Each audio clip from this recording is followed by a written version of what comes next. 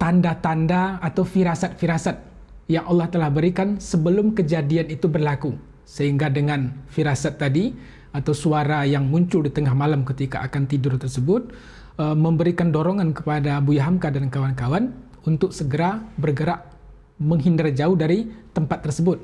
Dan kenyataannya besok pagi tempat itu sudah dihujani dengan peluru oleh tentara-tentara Belanda. Dalam hal-hal ini pun menambah pengalaman saya pula bahwasanya rasa takut atau pengecut menyebabkan petunjuk-petunjuk gaib itu tidak akan datang. Hanya sifat pengecut itu yang mereka pegang ketika menghadapi situasi-situasi sulit tersebut, ini saya tidak akan turun pertolongan Allah. Ini yang menambah akhirnya keyakinan Buya Hamka tentang pertolongan Allah kepada orang-orang yang berjuang di jalannya itu. Assalamualaikum warahmatullahi wabarakatuh. Alhamdulillahirabbil alamin wal aqibatu lil muttaqin wala udwana illa 'alal zalimin amma ba'du. Pada waktu terjadinya agresi militer Belanda yang kedua pada tanggal 19 Desember 1948 di Sumatera Barat, Buya Hamka menempati posisi sebagai kepala penerangan Majelis Pertahanan Rakyat Daerah MPRD Sumatera Barat.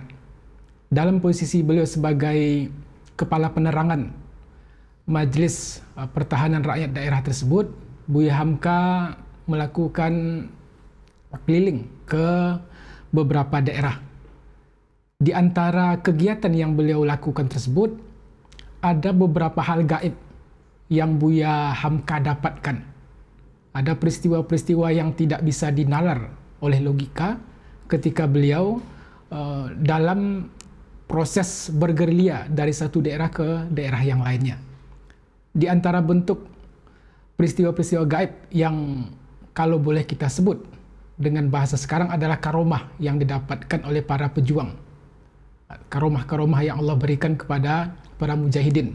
Yang ini sesungguhnya tidak hanya terjadi di negeri kita, tetapi juga di banyak daerah lain, banyak negara lain juga ditemui beberapa kejadian-kejadian karomah-karomah yang Allah perlihatkan kepada para pejuang-pejuang tersebut. Dan apa yang dialami oleh Buya Hamka ini adalah salah satunya ketika beliau akan menyeberangi Danau Maninjau. Ini beliau kisahkan dalam buku Pelajaran Agama Islam. Pada saat itu, ungkap Buya Hamka, beliau menulis dalam buku ini dengan redaksi bersama dengan yatim Sultan Besar, salah seorang pegawai di Kementerian Agama, dan putra saya, ungkap beliau, Zaki Malik, dan istri yatim Sultan Besar tadi, kami menyeberangi danau dengan biduk, dengan perahu kecil.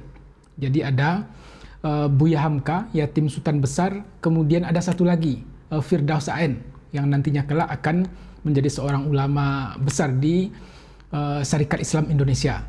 Kemudian anak beliau, Zaki, serta istri yatim Sultan Besar tadi. Beliau akan menyeberangi Danau Maninjau karena hendak memberikan penerangan di Kampung Sigiran. Maka berangkatlah beberapa orang ini yang dipimpin oleh Buya Hamka menaiki perahu kecil. Kemudian ketika mereka sudah berada di tengah danau tersebut, lewatlah dua buah kapal perang Belanda. Dia hendak menuju Bukit Tinggi, dari Padang menuju Bukit Tinggi dan melewati Danau Maninjau tadi. Dan Buya Hamka beserta rombongan beliau tadi sedang berada di tengah danau menuju ke seberang, ke Kampung Sigiran. Tiba-tiba dia kembali. Jadi dalam perjalanan ketika melewati Danau Maninjau tadi, tiba-tiba kapal perang Belanda ini berbalik arah. Berbalik arah persis di atas kami. Keduanya menukik. Jadi persis di atas perahu yang beliau tumpangi itu, kedua kapal perang Belanda tadi itu merendahkan terbangnya atau menukik ke arah danau. Dikelilinginya kami. Ini mereka yang berada di atas perahu ini itu sudah ketakutan. Kemudian Buya Hamka sampaikan kepada kawan-kawan beliau itu dengan ungkapan, mengucap syahadatlah. Mungkin sekaranglah waktunya kita berpisah dengan dunia. Ini betapa suasana yang sangat mencekam, sehingga kemudian tidak ada lagi jalan bagi mereka untuk bisa menyelamatkan diri karena sedang berada di tengah danau. Dan kecepatan perahu yang mereka kayuh itu pun tidak akan sebanding dengan laju pesawat tempur Belanda tersebut, sehingga kemudian Buya Hamka memerintahkan atau menyarankan kepada anggota rombongan yang lain untuk mengucapkan 2 kalimat syahadat. Bisa jadi ini adalah perpisahan kita dengan dunia. Kemudian semua kami, ungkap Buya Hamka, telah bersedia buat mati, tapi rupanya belum ajal. Setelah kami dikelilingi sedemikian rupa, kedua kapal udara itu rupanya naik kembali dan pergi. Menurut cara berfikir kebendaan atau duniawi, ungkap Buya Hamka selanjutnya, mungkin tidak dilihatnya tanda-tanda ketentaraan di biduk kami ini. Ini cara pandang logika duniawi. Bisa jadi pesawat tempur Belanda tersebut tidak melihat di sana ada tanda-tanda militer, tidak ada tanda-tanda pejuang. Tetapi dari sisi kegaiban, ungkap Buya Hamka, apakah yang menghalangi pilot itu hendak menjatuhkan bomnya atau menghujankan pelurunya? Apakah yang menghalangi? Tentunya disinilah Allah Subhanahu wa Ta'ala yang menyelamatkan mereka. Sebab dari hitungan logika tidak akan mungkin selamat mereka dari serangan kapal Belanda tersebut sekiranya mereka akan menjatuhkan bom ataupun memuntahkan pelurunya. Tetapi kemudian Allah Subhanahu wa Ta'ala menyelamatkan mereka sehingga kapal itu kembali naik, kemudian bergerak ke arah, terbang ke arah Bukit Tinggi. Yang kedua adalah karomah lain yang Allah perlihatkan kepada Buya Hamka dan kawan-kawan beliau ini, yaitu ketika beliau berada di negeri Kamang, ini di Bukit Tinggi. Ketika beliau berada di Kamang tersebut, bersama 2 orang anggota Laskar Hizbullah, Buya Hamka dan Ihsanuddin Ilyas. Ini salah seorang murid beliau yang kemudian menjadi pendamping setia beliau dalam proses menjalani tugas sebagai kepala penerangan MPRD tadi. Kami akan meninggalkan negeri Kamang. Kemudian kami masuk hutan belukar melalui jalan rimba hendak terus ke daerah yang bernama Palembayan. Dari Kamang menuju arah Palembayan. Kami melintasi jalan besar yang menghubungkan Medan dengan Bukit Tinggi. Ini ada jalan besar dari Bukit Tinggi itu arah Palembayan. Itu nanti ada jalan lintas menuju arah Sumatera Utara. Mereka akan menuju ke arah sana. Setelah melalui hutan sejak pukul 8 pagi, sampailah kami ke dekat jalan perlintasan. Ini jalan lintas.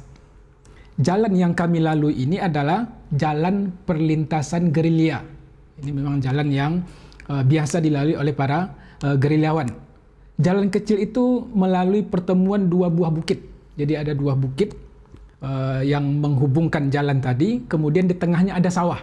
Artinya tidak ada penghalang apapun, kecuali hanya padi. Sama tadi ketika beliau melintasi Danau Meninjau, tidak ada penghalang apapun yang memungkinkan mereka untuk bisa bersembunyi. Maka kondisi yang kedua ini adalah ketika mereka melewati jalan lintas dari Kamang menuju Palembayan tadi. Maka ketika Buya Hamka dan rombongan beliau ini sudah sampai di ujung bukit akan melintasi jalan tadi, di pintu keluar jalan itu terbentanglah sawah. Sebelum sampai ke pintu jalan itu, penunjuk jalan yang ada di depan, 2 orang anggota Laskar Hizbullah tadi yang berada di barisan depan, bagian depan beliau, Malin Kayo gelarnya, Kak Buya Hamka, berhenti. Ini salah seorang dari Laskar Hizbullah tadi berhenti, yang bernama Malin Kayo, kemudian juga memerintahkan kepada kami yang di belakang itu untuk segera berhenti pula.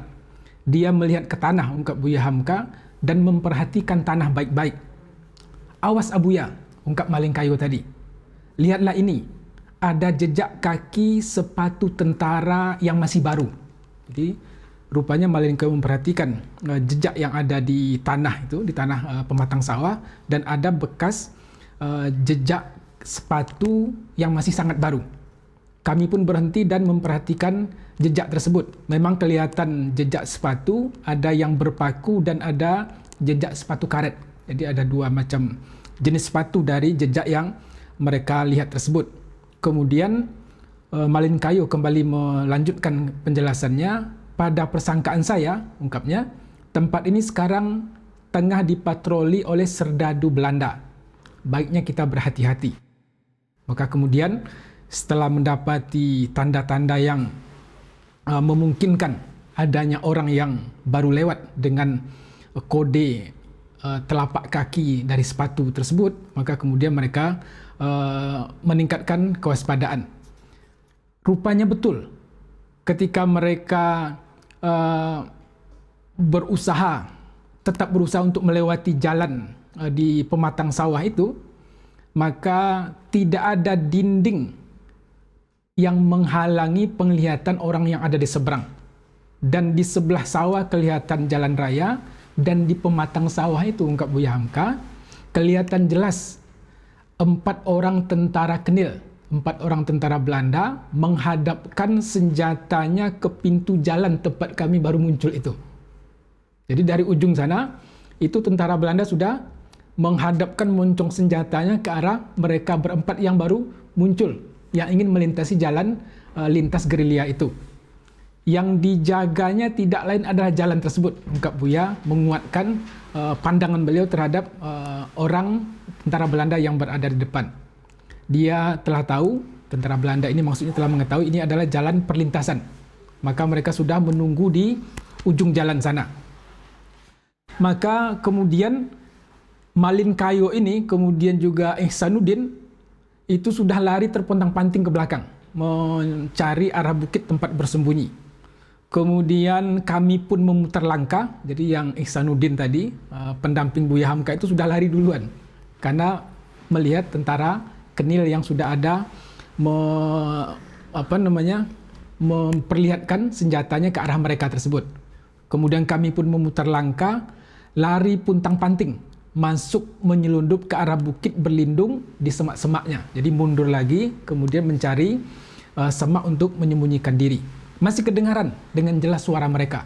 Jadi rupanya kehadiran mereka yang baru muncul di pangkal jalan tadi itu sudah terbaca oleh tentara Belanda, dan ketika mereka bersembunyi di perbukitan tersebut, akhirnya tentara Belanda langsung mencari mereka. Kemudian kami mendengar telapak kaki berlari. Tentara Belanda tadi berlari, kemudian ada ungkapan ada orang. Dia curiga dengan apa yang dilihatnya. Dari dalam semak tersebut mereka datang. Kalau sedikit saja bergerak, ungkap Buya Hamka, maka ketahuanlah kami. Ini betul-betul suasana yang sangat kritis untuk saat tersebut. Kemudian kedengaran mereka bertanya kepada seorang perempuan kampung yang mempunyai dangau. Dangau ini semacam saung dalam bahasa lainnya, yang berdangau di tempat itu.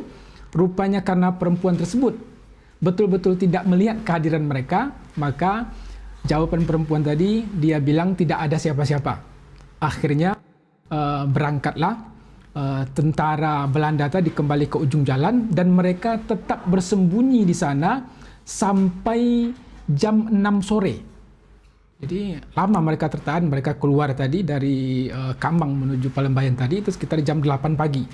Sampai jam 6 sore baru mereka bisa berpindah tempat setelah bersembunyi sekian jam di tempat tersebut. Kira-kira pukul 9 malam, barulah kami sampai di sebuah kampung dan bermalam di sana. Ini baru sampai di arah tempat yang dituju, sekitar jam 9 malam. Sebenarnya ketika akan berangkat dari Kambang tadi, ungkap Buya Hamka, itu sudah ada tanda-tanda yang beliau rasakan, yaitu gerakan di pelipis mata beliau. Ini semacam firasat, ungkap Buya Hamka dalam keterangan beliau selanjutnya. Kadang-kadang gerak-gerik pelipis di mata itu pun telah saya percaya pula. Maka kemudian karena ada firasat dengan gerak-gerik yang ada di pelipis mata itu, beliau sampaikan kepada Ihsanuddin tadi, asisten beliau, kita akan menghadapi bahaya, engkau mesti berhati-hati. Dan rupanya itulah yang mereka dapati dari firasat yang sudah dirasakan oleh Buya Hamka sebelum keberangkatan itu. Kemudian beliau menjelaskan, maka percayalah saya bahwa ada suatu yang melindungi mata serdadu-serdadu itu. Jadi Buya Hamka yakin pasti ada sesuatu yang menjadi penghalang. Dia, tentara serdadu Knil tersebut, tidak bisa melihat mereka. Sama seperti ketika beliau tadi menyeberangi danau, ada sesuatu yang menghalangi mata tentara atau pilot pesawat tempur tersebut yang akhirnya terkesan tidak melihat mereka. Padahal ungkap Buya Hamka ketika beliau selamat menyeberangi Danau Menenjo menuju Kampung Sigiran tadi, seluruh warga yang ada di sana itu sudah melihat, sudah khawatir. Jangan-jangan mereka akan diserang dan akan tenggelam di danau tersebut. Ini setelah Buya Hamka sampai di kampung tempat yang mereka tuju itu, kemudian Malin Kayo, anggota Laskar Hizbullah tadi, dan orang-orang kampung tempat kami menumpang, maksudnya menumpang tidur, menyangka bahwasanya saya ini ada menaruh bacaan-bacaan tertentu. Jadi orang kampung tempat mereka menginap itu menduga Buya Hamka ini punya jimat. Sebab dari kejadian yang mereka lalui itu sangat tipis kemungkinan untuk bisa mereka selamat. Karena mereka sudah ketahuan, sudah dikejar oleh tentara Knil Belanda tadi. Jangan-jangan, ungkap warga desa tempat mereka menginap, Buya Hamka ini punya bacaan-bacaan tertentu, punya jimat-jimat tertentu yang dapat menutup mata musuh, ungkap warga yang merasa heran dengan apa yang baru saja beliau lalui. Padahal urusan ini bukanlah urusan bacaan-bacaan semata, ungkap Buya Hamka. Banyak apa yang sudah kita baca, ungkap beliau. Saya berdoa sebagai orang yang berdoa, kemudian saya solat dengan membaca bacaan solat dan segala macam. Ketika beliau memberikan jawaban terhadap kecurigaan dalam tanda petik warga desa bahwasanya beliau mempunyai jimat yang kemudian jimat itu mungkin bisa menutupi mata tentara Belanda.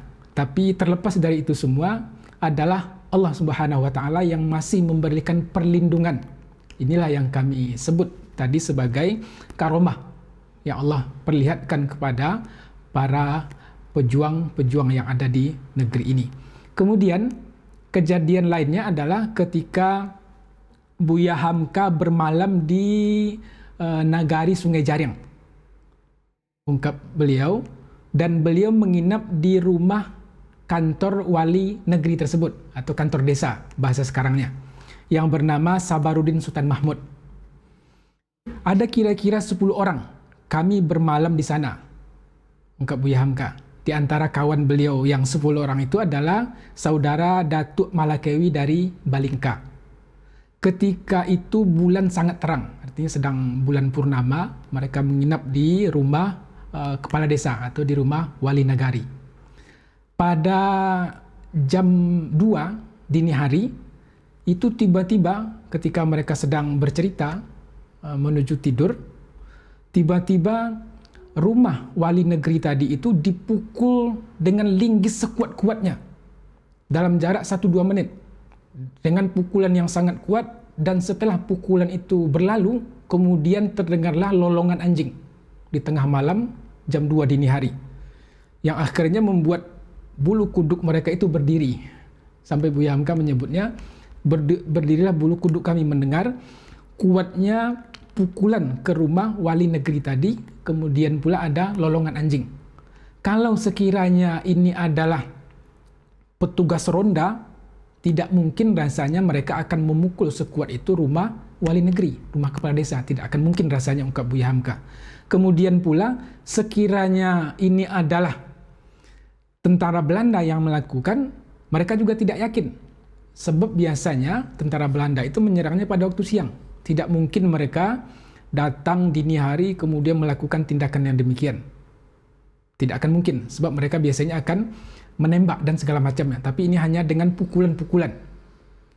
Kemudian setelah pukulan tersebut mereda, menghilang beberapa saat, akhirnya mereka tidur. Di antara tidur dengan bangun, ungkap Buya Hamka, beliau mendengarkan bisikan-bisikan gaib.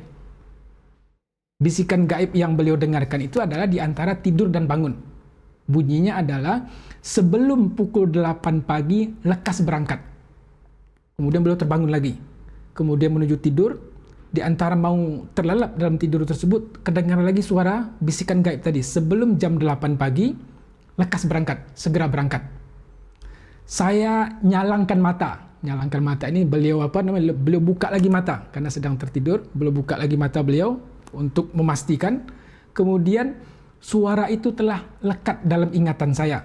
Saya picingkan sekali lagi, ungkap Buya Hamka. Kedengaran pula sebelum jam 8 pagi, lekas berangkat. Maka ketika sudah selesai melaksanakan solat subuh, bangun, kemudian solat subuh, kepada kawan-kawan beliau tersebut, Buya Hamka menyampaikan sebelum jam 8 pagi kita mesti berangkat dari rumah kepala desa ini. Jadi apa yang beliau dengar ketika tidur, antara bangun dan tidur setelah pukulan yang bertubi-tubi ke rumah wali negeri tadi, Buya Hamka sampaikan kepada kawan-kawan beliau, sebelum jam 8 pagi kita harus meninggalkan tempat ini. Maka berangkatlah mereka itu sebelum jam 8 pagi. Kawan-kawan yang lain, jelas Buya Hamka, sebelum jam 7 mereka sudah berangkat. Saya dengan saudara Datuk Malakawi agak sedikit terlambat. Kami berangkat menuju Sianok.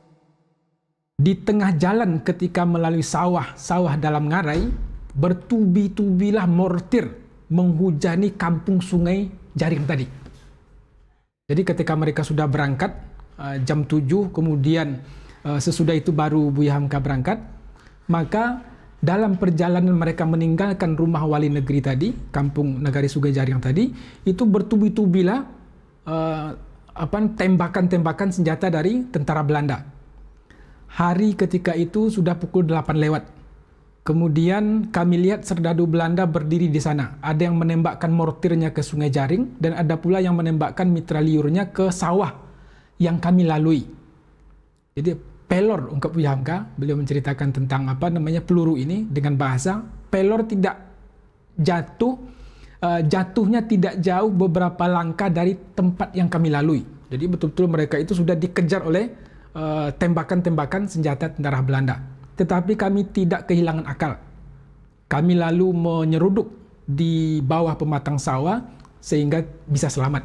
Jadi mereka dikejar oleh rentetan tembakan senjata, kemudian mereka menghindar dengan berjalan di pinggir atau di arah bawah pematang sawah tersebut.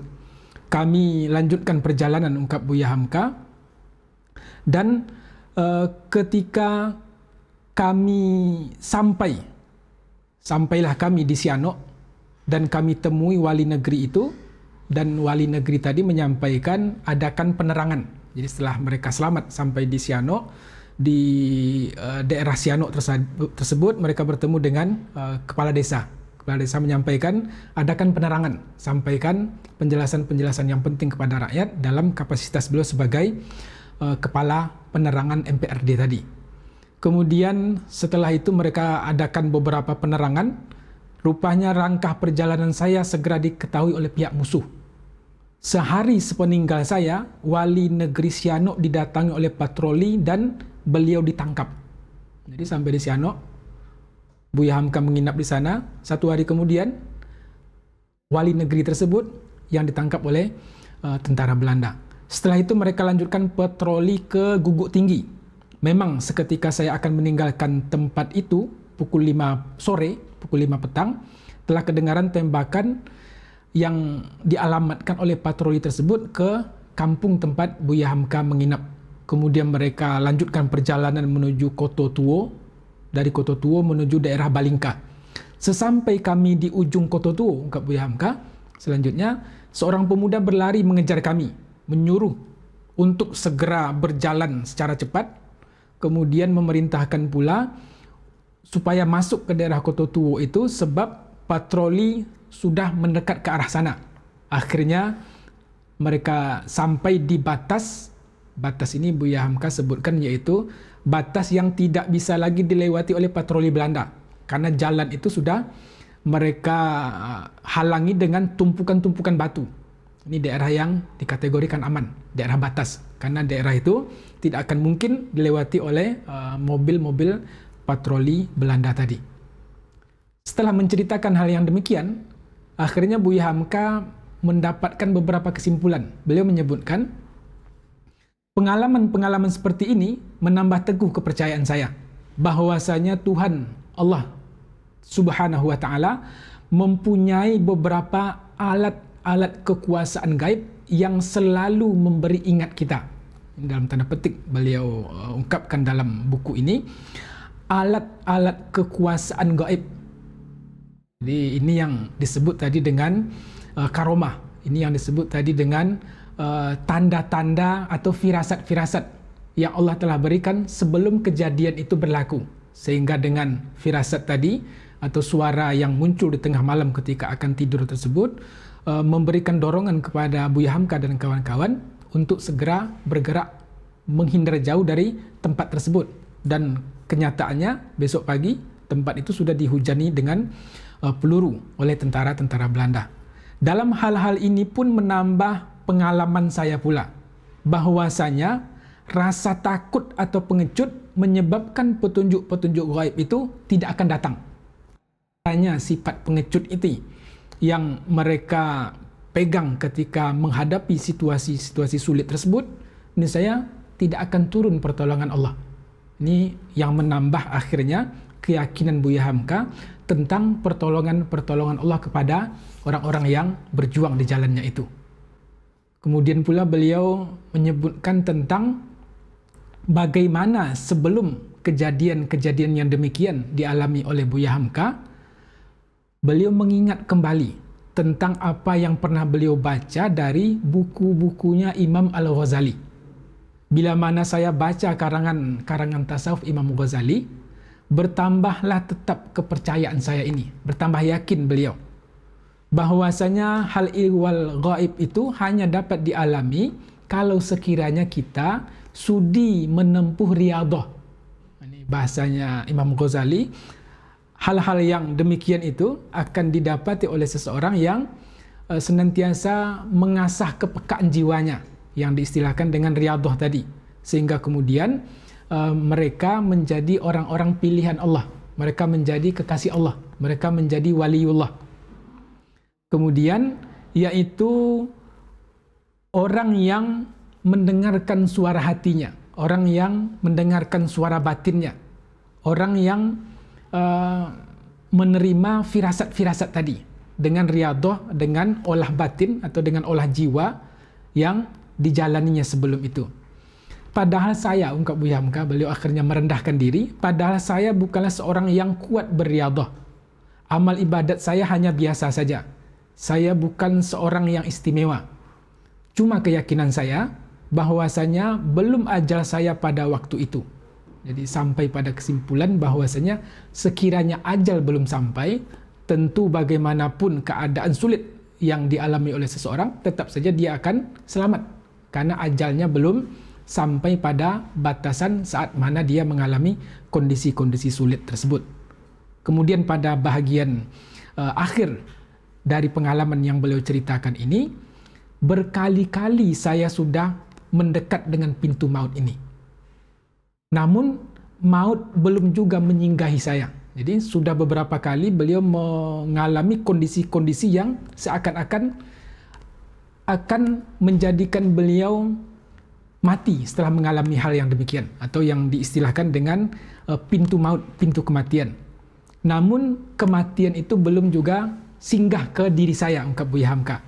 Maka di saat-saat genting itu terasa benar oleh saya adanya yang gaib di sekeliling saya. Di kondisi-kondisi sulit itu beliau betul-betul mengalami suasana yang sangat haru, kemudian suasana-suasana batin yang dirasakan sebagai kekuatan-kekuatan gaib yang melindungi beliau. Dan beliau sebutkan di sini salah satu ayat yang berbunyi, wa ma ya'lamu junuda rabbika illahu, dan tidak ada yang mengetahui tentara-tentara Rabbmu itu kecuali Allah Subhanahu wa Ta'ala. Itulah kekuatan-kekuatan yang akhirnya menyelamatkan beliau tadi. Adanya pasukan-pasukan gaib, adanya tentara-tentara gaib yang Allah kirim untuk menyelamatkan para pejuang tersebut.